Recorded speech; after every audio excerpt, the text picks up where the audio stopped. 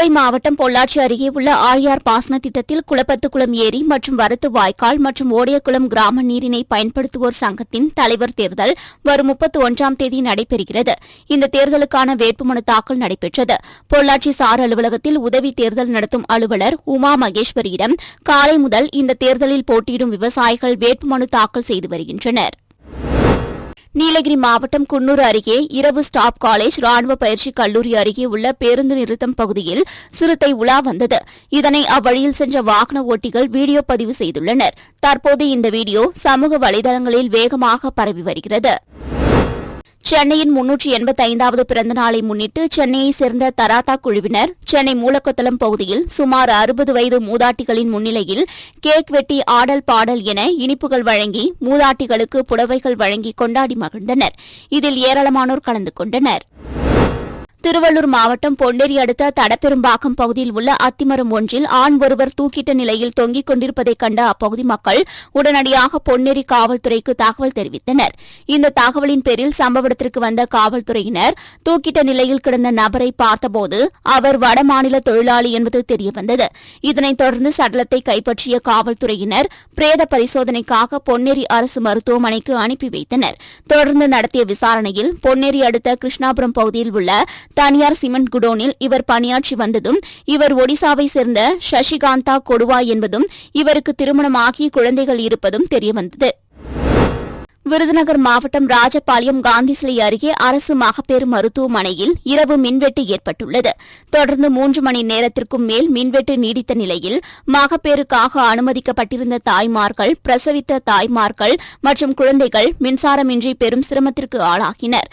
தொடர்ந்து இதுபோன்ற மின்வெட்டுகள் ஏற்படுவதால் அவசர கால சிகிச்சைக்காக ரத்த வங்கியில் வைக்கப்பட்டிருந்த ரத்த பாக்கெட்டுகள் கெட்டு வீணாகும் அவலநிலை ஏற்பட்டுள்ளதாக செவிலியர்கள் வேதனை தெரிவித்துள்ளனர். திருப்பத்தூர் மாவட்டம் ஜவ்வாது மலைக்கு உட்பட்ட புதூர் நாடு மலை கிராமத்தைச் சேர்ந்தவர் நவீன்குமார். டிப்பர் லாரி ஓட்டுநரான இவர் கிருஷ்ணகிரி மாவட்டம் பர்கூரில் இருந்து எம்சாண்ட் மணல் லோடு ஏற்றிக்கொண்டு புதூர் நாடு மலை கிராமத்தை நோக்கி சென்று கொண்டிருந்துள்ளார். இவருடன் புதூர் நாடு மலை கிராமத்தைச் சேர்ந்த துக்கன் மகன் அண்ணாமலை, நாச்சியப்பன் மகன் அண்ணாமலை இருவரும் சென்றுள்ளனர். அப்போது லாரி புதூர் நாடு மலை கிராமம் அருகே சென்று கொண்டிருந்தபோது எதிரே திருப்பத்தூர் நோக்கி வந்த கார் மீது மோதாமல் இருக்க லாரியை வளைத்தபோது ஓட்டுநரின் கட்டுப்பாட்டை இழந்த வாகனம் 15 அடி பள்ளத்தில் கவிழ்ந்து விபத்துக்குள்ளானது. இந்த விபத்தில் துக்கன் மகன் அண்ணாமலை அதே இடத்தில் உயிரிழந்தார். இதனையடுத்து படுகாயமடைந்த லாரி ஓட்டுநர் நவீன்குமார் மற்றும் நாச்சியப்பன் மகன் அண்ணாமலை இருவரையும் மீட்ட அப்பகுதி மக்கள் திருப்பத்தூர் அரசு மருத்துவமனைக்கு சிகிச்சைக்காக அனுமதித்தனர். இந்த விபத்து குறித்து திருப்பத்தூர் கிராமிய போலீசார் வழக்கு பதிவு செய்து விசாரணை மேற்கொண்டு வருகின்றனர். திருவாரூர் ஊராட்சி ஒன்றிய அலுவலக கூட்டரங்கில் ஒன்றியக்குழு சாதாரண கூட்டம் நடைபெற்றது. ஊராட்சி ஒன்றியக்குழு தலைவர் புலிவளம் தேவா தலைமையில் நடைபெற்ற இந்த கூட்டத்தில் துணைத் தலைவர் தியாகராஜன், வட்டார வளர்ச்சி அலுவலர்கள் கண்ணகி, பிரகாஷ், துணை வட்டார வளர்ச்சி அலுவலர் சிவனேசன் மற்றும் ஒன்றியக்குழு உறுப்பினர்கள் முருகேசன், குணசேகரன், மணிகண்டன், பத்மபிரியா, வாசுகி, தௌலத், ரேவதி உட்பட அனைவரும் கலந்து கொண்டனர். இக்கூட்டத்தில் பேசிய ஊராட்சி ஒன்றியக்குழு தலைவர் புலிவளம் தேவா, மண்ணின் மைந்தர் முன்னாள் முதலமைச்சர் கருணாநிதி புகழை நிலைநாட்டும் வகையில் அவருடைய உருவம் பொறித்த 100 நினைவு 100 நாணயம் வெளியிட்ட ஒன்றிய, மாநில அரசுக்கு நன்றி தெரிவித்தார். கிருஷ்ணகிரி மாவட்டம் சிங்காரப்பேட்டை பகுதியைச் சேர்ந்த சக்தி என்ற ஓட்டுநர் உதவியாளர் பிரேம்குமாருடன் மினி லாரியில் திருவண்ணாமலையிலிருந்து பூலோடு ஏற்றிக்கொண்டு பெங்களூருக்கு சென்று கொண்டிருந்துள்ளார். அப்போது எதிர்பாராத விதமாக ஊத்தங்கரை அருகே தனியார் பள்ளி எதிரில் ஓட்டுநரின் கட்டுப்பாட்டை இழந்த மினி லாரி தலைக்குப்புற கவிழ்ந்து விபத்துக்குள்ளானது. இந்த விபத்தில் மினி லாரி ஓட்டுநர் மற்றும் உதவியாளர் பலத்த காயமடைந்த நிலையில் அவர்களை மீட்ட அப்பகுதி மக்கள் சிகிச்சைக்காக ஊத்தங்கரை அரசு மருத்துவமனைக்கு அனுப்பி வைத்தனர். மேலும் இந்த விபத்து குறித்து ஊத்தங்கரை போலீசார் வழக்கு பதிவு செய்து விசாரணை மேற்கொண்டு வருகின்றனர். திருப்பூர் மாவட்டம் காங்கேயம் சாலையில் உள்ள பேக்கரி ஒன்றில் தமிழக அரசால் தடை செய்யப்பட்ட புகையிலை பொருட்கள் விற்பனை செய்யப்படுவதாக காவல்துறைக்கு ரகசிய தகவல் கிடைத்தது. இந்நிலையில் காவல்துறையினர் மற்றும் உணவு பாதுகாப்புத்துறை நியமன அதிகாரி லலிதாம்பிகை தலைமையிலான அதிகாரிகள் பேக்கரியை ஆய்வு செய்தபோது அதில் தமிழக அரசால் தடை செய்யப்பட்டிருந்த புகையிலை பொருட்கள் இருந்தது தெரியவந்தது. அதனைத் தொடர்ந்து காவல்துறை உதவியுடன் உணவு பாதுகாப்புத்துறை அதிகாரிகள் புகையிலை பொருட்களை பறிமுதல் செய்ததோடு புகையிலை பொருட்களை விற்பனை செய்து வந்த பேக்கரிக்கு 25,000 ரூபாய் அபராதம் விதித்தும் கடையை பூட்டி சீல் வைத்தனர். தருமபுரி மாவட்டம் பென்னாகரம் பகுதிகளில் விஜயகாந்தின் 72வது பிறந்த நாளை முன்னிட்டு கட்சி கொடியேற்றி நலத்திட்ட உதவிகள் வழங்கும் விழா விஜயகாந்தின் மகன் விஜய பிரபாகரன் தலைமையில் நடைபெற்றது. அப்போது இலவச புடவை வாங்க வந்திருந்த பொதுமக்கள் நீண்ட நேரம் ஆகியும் புடவை வழங்காததால் ஆத்திரமடைந்து கூச்சலிட்டனர். இதனையடுத்து புடவைகள் வழங்கியபோது பெண்கள் ஒருவரை ஒருவர் முண்டியடித்துக் கொண்டு சென்றதால் ஏராளமானோர் கீழே விழுந்து பலத்த காயமடைந்தனர். இதனால் தேமுதிக நிர்வாகிகள் பெண்களிடையே தள்ளுமுள்ளு ஏற்பட்டது. இந்நிலையில் மேடையின் மீது ஏறிய பெண்கள் அங்கு வைக்கப்பட்டிருந்த புடவையை மொத்தமாக எடுத்து செல்லும் காட்சி வெளியாகி வைரலாக பரவி வருகிறது. திருவள்ளூர் அடுத்த கைவண்டூரில் அரசு மண்குவாரி செயல்பட்டு வருகிறது. இந்நிலையில் திருப்பாச்சூர் கோட்டை காலனி பகுதியைச் சேர்ந்த கர்ணன் மனைவி வள்ளியம்மாள் என்பவர் தேசிய ஊரக வேலை உறுதி திட்டத்தின் கீழ் 100 நாள் வேலை முடித்துவிட்டு வீட்டுக்கு வந்து கொண்டிருந்துள்ளார். அப்போது கைவண்டூரிலிருந்து திருப்பாச்சூர் வழியாக மண்ணெடுக்க வந்த லாரி வள்ளியம்மாள் மீது மோதியதில் அவர் சம்பவ இடத்திலேயே உடல் நசுங்கி உயிரிழந்தார். இதனையடுத்து லாரி ஓட்டுநர் தப்பி ஓடிய நிலையில் இதுகுறித்து தகவல் அறிந்து வந்த திருவள்ளூர் போலீசார் வள்ளியம்மாளின் உடலை மீட்டு பிரேத பரிசோதனைக்காக திருவள்ளூர் அரசு மருத்துவமனைக்கு அனுப்பி வைத்தனர். இந்நிலையில் லாரி ஓட்டுநரை கைது செய்து நடவடிக்கை எடுக்க வலியுறுத்தி வள்ளியம்மாள் உறவினர்கள் திருவள்ளூர் கடம்பத்தூர் சாலையில் மறியலில் ஈடுபட்டதால் பரபரப்பு ஏற்பட்டது. தஞ்சாவூர் தென்னக பண்பாட்டு மையம் சார்பில் உலக நாட்டுப்புற கலை தின விழா கொண்டாடப்பட்டது. இதில் தஞ்சை மாவட்டத்தைச் சேர்ந்த அனைத்து நாட்டுப்புற கலைஞர்கள் சுமார் 800க்கும் மேற்பட்டோர் பங்கேற்றனர். இதில் தென்னக பண்பாட்டு மைய நிர்வாக அலுவலர் சீனிவாசன் கலந்து கொண்டு நாட்டுப்புற பேரணியை துவங்கி வைத்தார். முனிசிபல் காலனியில் இருந்து துவங்கிய இந்த பேரணியில் கலை பண்பாட்டுத்துறை இயக்குநர் காந்தி, ஊராட்சி மன்ற தலைவர்கள் உள்ளிட்ட திரளானோர் பங்கேற்றனர். விருதுநகர் மாவட்டம் ராஜபாளையம் பெரிய சுரக்காய்பட்டி தெருவை சேர்ந்தவர் குருமூர்த்தி. இவர் ராஜபாளையத்தில் ஓட்டுநர் பயிற்சி பள்ளி வைத்து நடத்தி வருகிறார். ஓட்டுநர் பயிற்சி பள்ளி சங்க செயலாளராக இருந்து வந்த குருமூர்த்திக்கும் மற்ற ஓட்டுநர் பயிற்சி பள்ளி உரிமையாளர்களுக்கும் இடையே கட்டணம் நிர்ணயம் செய்வதில் தகராறு இருந்து வந்துள்ளது. இந்நிலையில் குருமூர்த்தியின் அலுவலகத்தில் தனது அடியாட்களுடன் நுழைந்த வேல்முருகன் கட்டணம் நிர்ணயம் குறித்து வாக்குவாதத்தில் ஈடுபட்டுள்ளார். பின்னர் வாக்குவாதம் முற்றிய நிலையில் குருமூர்த்தியை அவர்கள் சரமாரியாக தாக்கியுள்ளனர். பின்னர் இதுகுறித்து தகவல் அறிந்து வந்த ராஜபாளையம் வடக்கு காவல் நிலைய போலீசார் குருமூர்த்தியை மீட்டு சிகிச்சைக்காக ராஜபாளையம் அரசு மருத்துவமனைக்கு அனுப்பி வைத்தனர். மேலும் இந்த தாக்குதல் சம்பவம் குறித்து வழக்கு பதிவு செய்து விசாரணை நடத்தி வருகின்றனர். ராமநாதபுரம் மாவட்டம் சாயல்குடி அருகே உள்ள ரோஷ்மா நகர் கடற்கரையோர கிராமத்தில் கடந்த சில நாட்களாக கடல் சீற்றம் அதிகமாக காணப்பட்டு மண்ணரிப்பு ஏற்பட்டு கடற்கரையோரம் அமைந்துள்ள கல்லறை தோட்டத்தில் கடல் நீர் புகுந்து புதைக்கப்பட்ட சவப்பெட்டிகள் கடல் நீருக்குள் இழுத்து செல்லப்பட்டது. இந்நிலையில் கல்லறை தோட்டத்தில் கடல் நீர் புகாத வண்ணம் பாதுகாக்க கோரி மாவட்ட ஆட்சியர் மீன்வளத்துறை அதிகாரிகளிடம் மீனவ கிராம மக்கள் கோரிக்கை விடுத்தனர். ஆனால் இதுவரை அதிகாரிகள் இதுகுறித்து எந்தவித நடவடிக்கையும் எடுக்காத நிலையில் ரோஷ்மா நகர் கடற்கரையோர மீனவ கிராம மக்கள் 200க்கும் மேற்பட்டோர் தாமாக முன்வந்து கிராம சேமிப்பு தொகை 3 லட்சம் ரூபாய் செலவு செய்து 10,000 மண் மூட்டைகள் தயார் செய்து டிராக்டர் உதவியுடன் கடல் சீற்ற அரிப்பை தடுத்து கல்லறை தோட்டத்தை பாதுகாக்கும் பணியில் ஈடுபட்டனர். திருவள்ளூர் மாவட்டம் மணப்பாறை அருகே உள்ள பன்னாங்கொம்பு கிராமத்தில் மக்களுடன் முதல்வர் திட்ட முகாம் நடைபெற்றது. பண்ணப்பட்டி, பொய்கைப்பட்டி ஆகிய 2 ஊராட்சி பகுதிகளைச் சேர்ந்த பொதுமக்கள் பயன்பெறும் வகையில் நடைபெற்ற இந்த முகாமை மணப்பாறை ஒன்றிய குழு தலைவர் அமிர்தவள்ளி விளக்கேற்றி தொடங்கி வைத்தார்.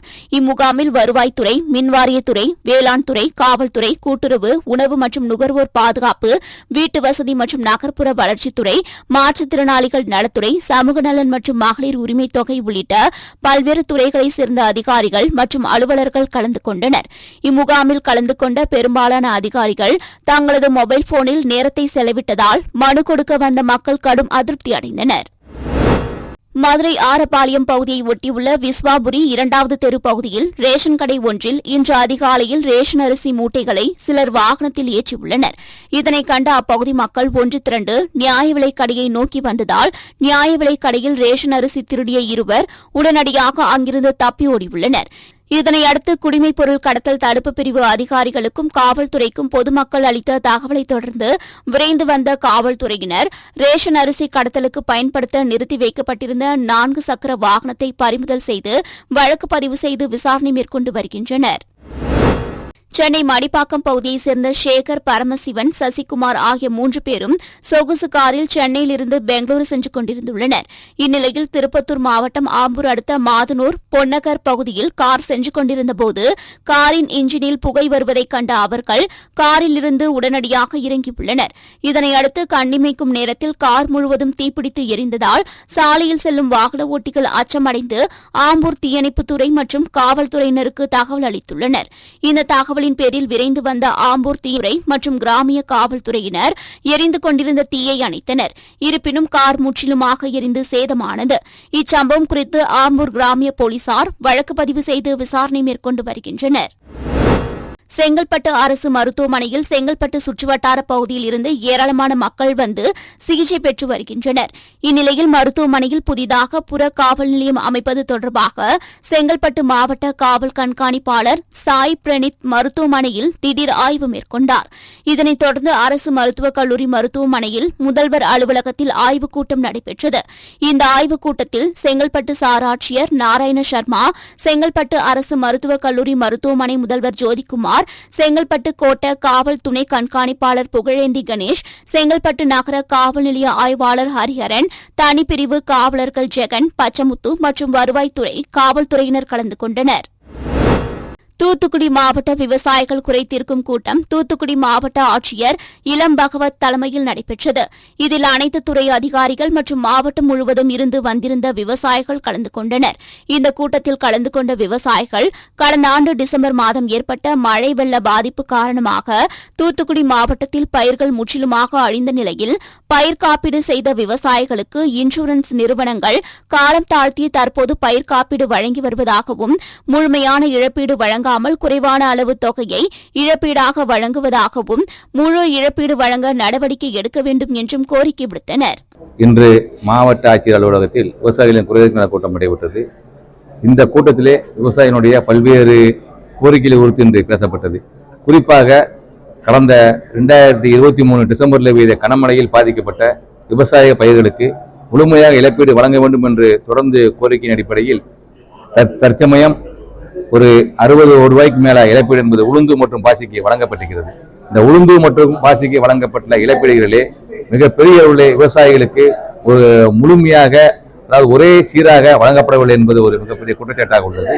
குறிப்பாக சொல்ல வேண்டும் என்று சொன்னால், ஒரு வட்டத்தில் இருக்கக்கூடிய, குறிப்பாக ஓட்டப்படாத வட்டத்தில் இருக்கக்கூடிய 6 வருவாய் கிராமங்களிலே 2 வருவாய் கிராமங்களுக்கு முழுமையான இழப்பீடு என்பது கிடைக்கப்பட்டும், இதர 4 வருவாய் கிராமங்களுக்கு ரூபாய் 1000க்கும் குறைவான அளவில் இழப்பீடு என்பது வழங்கப்பட்டுள்ளது.